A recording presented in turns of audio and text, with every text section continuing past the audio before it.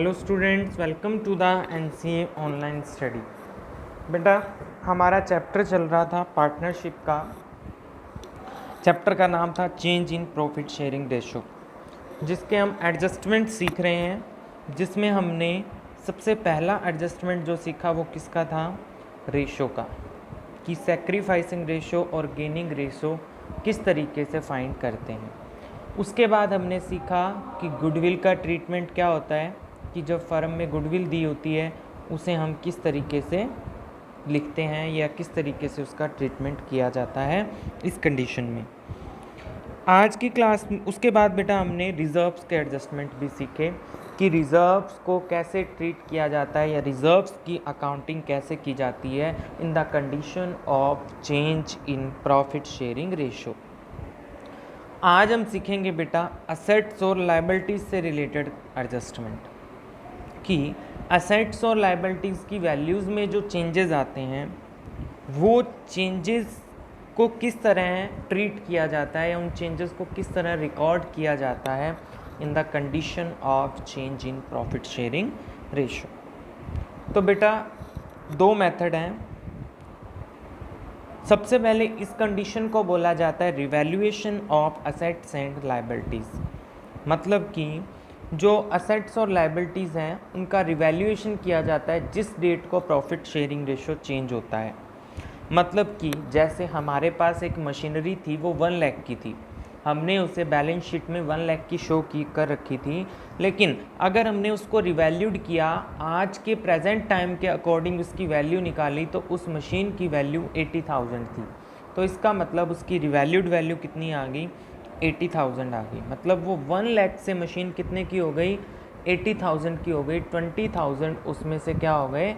Less हो गए। ठीक है, तो in that situation revaluation of assets, मतलब कि हम जितनी भी असेट्स होती है in the condition of change in profit sharing ratio, all the assets are revalued, मतलब कि सभी असेट्स की हम रिवैल्यूएशन करेंगे और उसकी प्रेजेंट टाइम में क्या वैल्यू है उसको फाइंड करेंगे। और ऐसे ही लायबिलिटीज़ के लिए भी हम करेंगे कि कोई लायबिलिटीज़ कम तो नहीं हुई या ज़्यादा तो नहीं हुई। उसके बाद देखिए हम बनाएंगे रिवैल्यूएशन अकाउंट। ठीक है, तो पहली कंडीशन है when revised value of assets and liabilities are to be recorded. अब कई जो बिजनेस होते हैं वो तो आपको मैंने बताया था, प्रॉफिट शेयरिंग रेशो जब चेंज होता है तो एक तो होता है पुरानी फर्म, मतलब पुराने रेशो वाली फर्म, और एक होती है नई रेशो वाली फर्म। तो एक तो ये ट्रीटमेंट होता है कि जब असेट्स और लायबिलिटीज़ की जो वैल्यू चेंज होती है उनको नई फर्म में भी ले जाया जाता है, और एक होता है कि उन्हें नई फर्म में ना ले जाकर क्या किया जाता है, पुरानी फर्म में ही क्लोज कर दिया जाता है। तो हम पहले जो मेथड कर रहे हैं वो कौन सा है? When revised value of assets and liabilities are to be recorded, मतलब कि जब असेट्स और लायबिलिटीज़ की वैल्यूज़ को रिकॉर्ड किया जाता है, नई फर्म में भी हम लेकर जाते हैं, उनका एडजस्टमेंट करते हैं। ठीक है, तो इस सिचुएशन में आपको बनाना होता है रिवैल्यूएशन अकाउंट। क्या बनाना होता है? रिवैल्यूएशन अकाउंट बनाना होता है। ठीक है, तो रिवैल्यूएशन अकाउंट कैसे बनता है सबसे पहले हम ये जानेंगे फर्स्ट मेथड के अकॉर्डिंग। तो आपको स्क्रीन के ऊपर रिवैल्यूएशन अकाउंट का फॉर्मेट शो किया हुआ है, जिसे आप अब ध्यान से समझोगे। सबसे पहले आपको उन असेट्स को देखना है जिन असेट्स की वैल्यू डिक्रीज़ हुई है, मतलब बैलेंस शीट में जिनकी वैल्यू ज़्यादा थी और प्रेजेंट टाइम में उनकी वैल्यू कम हुई है। उन असेट्स को लिखना है किस साइड? टू साइड, मतलब कि जो भी असेट्स की वैल्यूज़ डिक्रीज़ हुई है और जितनी वैल्यू डिक्रीज़ हुई है, जैसे मैंने अभी आपको एग्जांपल दिया था 1 लाख थी और 1 लाख से वो 80,000 हो गई, तो डिक्रीज़ हो गई, 20,000 डिक्रीज़ हुई है, तो रिवैल्यूएशन में सिर्फ कितना जाएगा? 20,000 जाएगा। ठीक है, और जिन असेट्स की वैल्यूज़ इंक्रीज़ हुई है और जितने से इंक्रीज़ हुई है वो वैल्यू किधर लिखेंगे हम? By side. जैसे मशीनरी की वैल्यू मान लो 1 लाख से 1,20,000 हो गई, तो क्या आएगा? बाय मशीनरी 20,000, और अगर डिक्रीज़ हुई है तो टू मशीनरी 20,000। ठीक है, इसके बाद अगर लायबिलिटीज़ की वैल्यू इंक्रीज़ होती है लाइबिलिटीज इंक्रीज होती है तो आपको दिखाना है to side, to creditors, to outstanding salary, to bills payable, तो ये सब जाएगा किस साइड, टू साइड, अगर ये इंक्रीज होती है वैल्यू। और अगर इनकी वैल्यू डिक्रीज होती है तो इसे हम बाय साइड शो करेंगे, by liabilities, by creditor, by bills payable वगैरह वगैरह। ठीक है। इसके अलावा देखिए कई बार क्या होता है कि क्वेश्चन के अंदर, मतलब हम बुक्स के अंदर क्या करते हैं, कुछ असेट्स और लाइबिलिटीज़ को रिकॉर्ड नहीं करते हैं, फिर भी वो हमारी असेट्स और लाइबिलिटीज़ बिजनेस में एग्जिस्ट रहती है। तो अगर कोई अनरिकॉर्डेड लाइबिलिटीज़ या अनरिकॉर्डेड असेट्स हैं तो अनरिकॉर्डेड लाइबिलिटीज़ को आपने टू साइड रिकॉर्ड करना है और अनरिकॉर्डेड असेट्स को बाय साइड रिकॉर्ड करना है।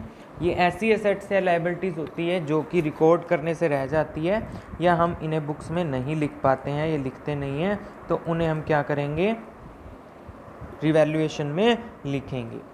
ठीक है। इसके अलावा अगर ये रिवैल्यूएशन करते टाइम हमने किसी पार्टनर को कोई रेम्यूनरेशन पे किया है, मतलब असेट्स की रिवैल्यूएशन करने के लिए किसी पार्टनर को कोई रेम्यूनरेशन दिया है, तो उस पार्टनर के नाम से क्या आ जाएगा, टू पार्टनर्स कैपिटल रेम्यूनरेशन। और अगर हमने कोई अदर एक्सपेंस किए हैं तो टू कैश एक्सपेंसेस। उसके बाद जैसे हम हर एक अकाउंट का लॉस प्रॉफिट निकालते हैं वैसे इसका लॉस प्रॉफिट निकालेंगे। अगर टू साइड बैलेंस आ रहा है तो प्रॉफिट हो जाएगा, अगर बाय साइड आ रहा है तो लॉस हो जाएगा। अब देखिए इस बात का ध्यान रखना है कि इसका जो भी लॉस प्रॉफिट आएगा उसको आपने हमेशा ओल्ड रेशो के अंदर बांटना है।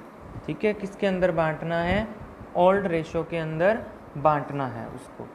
ठीक है, हमेशा उसको ओल्ड रेशो में बांटोगे, इस बात का स्पेशल ध्यान रखना। तो इस तरीके से बेटा रिवैल्यूएशन अकाउंट बनाया जाता है, एसेट्स और लाइबिलिटीज़ को रिकॉर्ड किया जाता है, मतलब उनकी वैल्यूज़ में जो चेंज आते हैं, इंक्रीज़ और डिक्रीज़। अब इस बात का स्पेशल ध्यान रखना कि उनकी जो वैल्यू इंक्रीज़ हुई है या डिक्रीज़ हुई है वो वैल्यू नहीं आएगी, सिर्फ उनका डिफरेंस आएगा, मतलब उनकी जो ओल्ड वैल्यू है और उनकी जो प्रेजेंट वैल्यू है दोनों का जो डिफरेंस है वही रिवैल्यूएशन में जाएगा, ना कि जो वैल्यू अब प्रेजेंट वैल्यू है वो रिवैल्यूएशन में जाएगी। ठीक है बेटा, तो इस तरीके से आपको रिवैल्यूएशन अकाउंट प्रिपेयर करना है। तो रिवैल्यूएशन अकाउंट का हम फर्स्ट मेथड सीख चुके हैं, जब when revised value of assets and liabilities are recorded. अब मैं आपको सेकंड मेथड बताने जा रहा हूँ। तो सबसे पहले हम सेकंड मेथड के बारे में जानते हैं, फिर इनसे रिलेटेड हम क्वेश्चंस को सॉल्व करेंगे। अब देखो सेकंड मेथड कौन सा है, when revised value of assets and liabilities are not to be recorded, मतलब कि जब हम असेट्स और लाइबिलिटीज़ की जो रिवाइज्ड वैल्यू है उनको बुक्स में रिकॉर्ड नहीं करना चाहते, मतलब कि हम नई फर्म में उनको नहीं लेकर जाना चाहते, हम नई फर्म की बैलेंस शीट में भी उसी वैल्यू पर अपनी असेट्स और लाइबिलिटीज़ को शो करेंगे जिस वैल्यू पर हमने पुरानी फर्म में शो किया हुआ है। तो इस सिचुएशन में बेटा आपको क्या करना है, इस सिचुएशन में आपको रिवैल्यूएशन अकाउंट नहीं बनाना, लेकिन जैसे हम रिवैल्यूएशन में प्रॉफिट निकालते हैं वैसे आपने इसमें प्रॉफिट या लॉस ज़रूर निकालना है। और प्रॉफिट या लॉस निकालकर आपको क्या करनी है, एडजस्टमेंट एंट्री करनी है, जो कि इस चैप्टर की क्या होती है, gaining partners capital account debit to sacrificing partners capital account. तो सबसे पहले आप क्या करोगे, वही सिस्टम है, आप रफ में इसका रिवैल्यूएशन अकाउंट बना सकते हो बेटा। अगर आपको ये फॉर्मेट वाइज नहीं समझ आ रहा है तो आप इसका रफ में रिवैल्यूएशन अकाउंट बना के लॉस या प्रॉफिट निकाल लोगे, लेकिन फेयरली वर्क नहीं करना कुछ भी, क्योंकि इस सिचुएशन में रिवैल्यूएशन अकाउंट नहीं बनता है।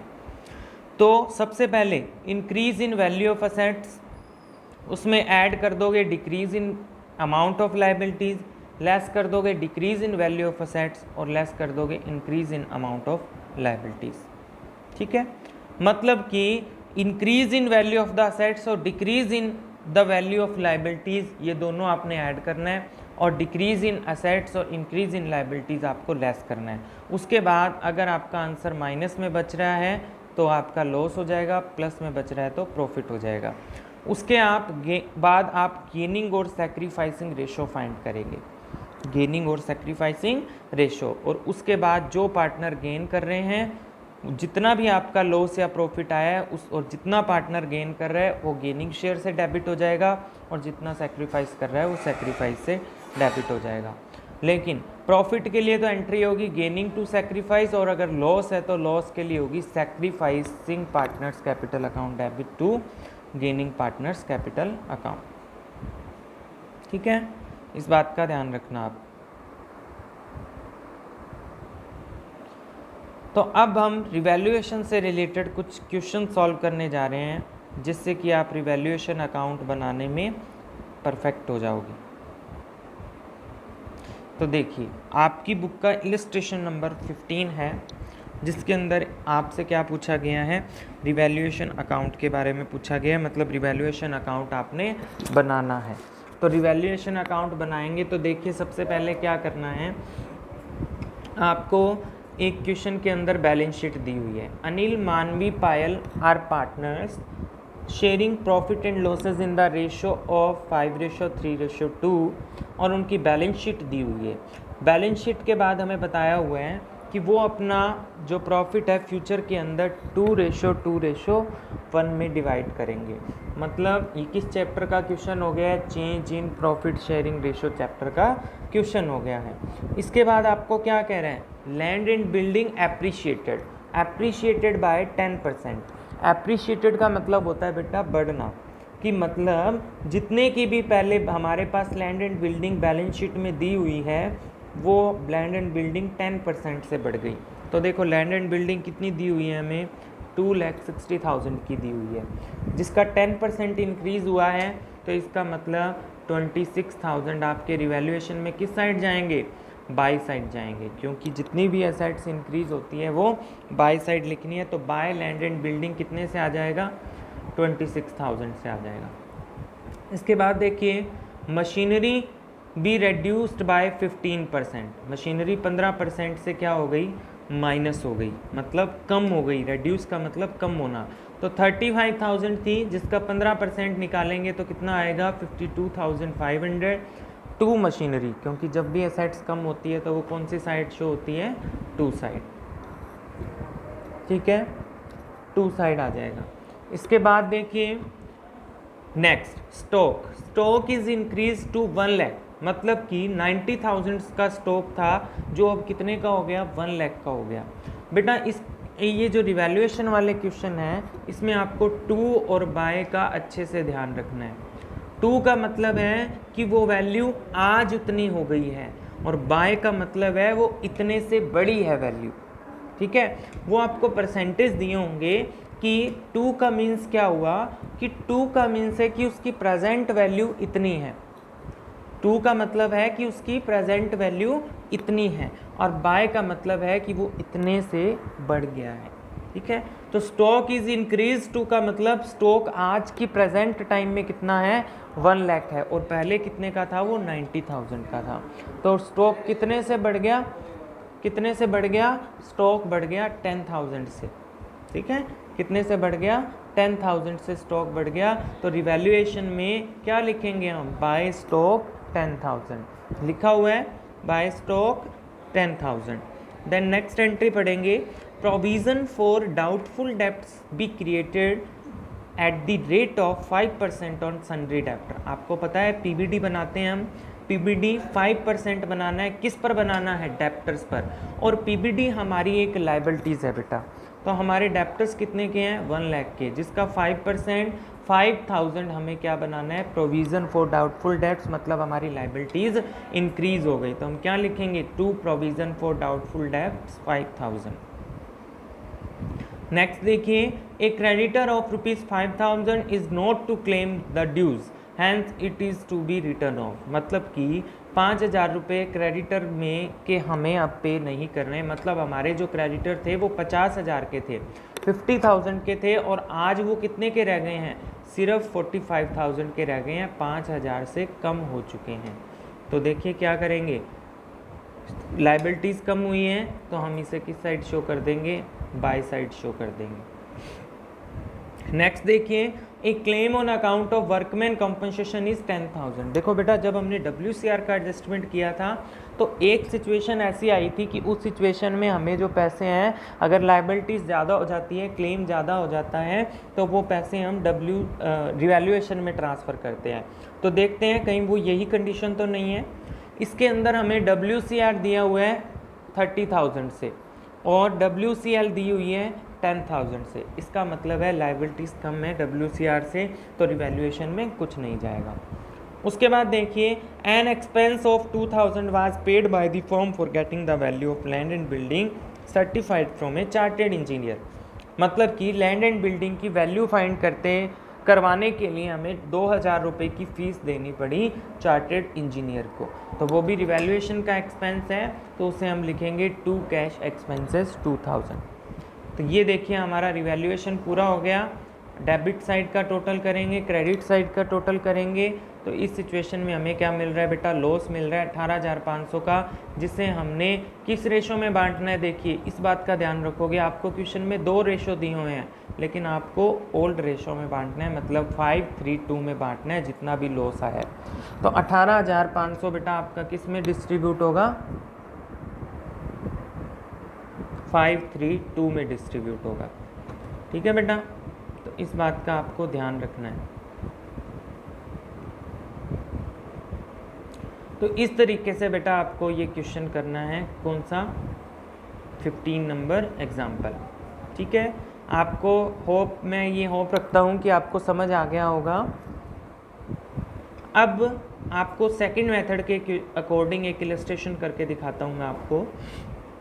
तो देखिए हमारा सेकंड मेथड है जिसके अंदर हम रिवाइज्ड वैल्यू को रिकॉर्ड नहीं करते हैं, मतलब कि जो वैल्यूज़ बढ़ी और घटी हैं उनको हम रिकॉर्ड नहीं करते हैं, सिर्फ उसके लिए एडजस्टमेंट एंट्री करते हैं। तो देखिए सबसे पहले लैंड एंड बिल्डिंग 5 लाख से 5,50,000 हो गई, तो increase in value of land and building 50,000। और क्रेडिटर हैं वो 60 से 55 हो गए, डिक्रीज़ हो गए, तो वो इनमें ऐड कर देंगे, तो टोटल कितना आ गया 55,000। प्लांट एंड मशीनरी क्या हो गई है, डिक्रीज़ हो गई है, तो 10,000 लेस कर देंगे। आउटस्टैंडिंग एक्सपेंस इंक्रीज़ हो गए हैं, तो 15,000 भी लेस कर देंगे। तो हमारे पास जो रिवैल्यूएशन का प्रॉफिट आ गया वो कितना आ गया, 30,000 आ गया। इसके बाद हमने गेनिंग और सेक्रीफाइसिंग रेशो फाइंड किया। तो ए तो क्या कर रहे हैं, सेक्रीफाइस कर रहे हैं, और सी क्या कर रहे हैं, गेन कर रहे हैं। तो हम क्या एडजस्टमेंट एंट्री करेंगे, देखिए बेटा, गेनिंग टू सेक्रीफाइस, तो एंट्री क्या हो जाएगी, C's capital account debit to A's capital account. C's capital में कितने पैसे जाएंगे, 30,000 प्रॉफिट था, तो वो कितने से गेन कर रहा है, 3/10 से, तो 3/10 करेंगे तो कितना आ जाएगा, 9,000। इसके बाद सी कितना गेन कर रहा है, 9,000, और ऐसे ही ए भी कितना सेक्रीफाइस कर रहा है, 9,000। तो हमारी एंट्री क्या बन गई, C's capital account debit to A's capital account 9,000। ठीक है बेटा, तो आपने दोनों मेथड सीख लिए हैं। नेक्स्ट वीडियो में हम हमारे इससे रिलेटेड न्यूमेरिकल क्वेश्चन और सॉल्व करेंगे। तब तक के लिए stay happy, stay healthy, have a nice day.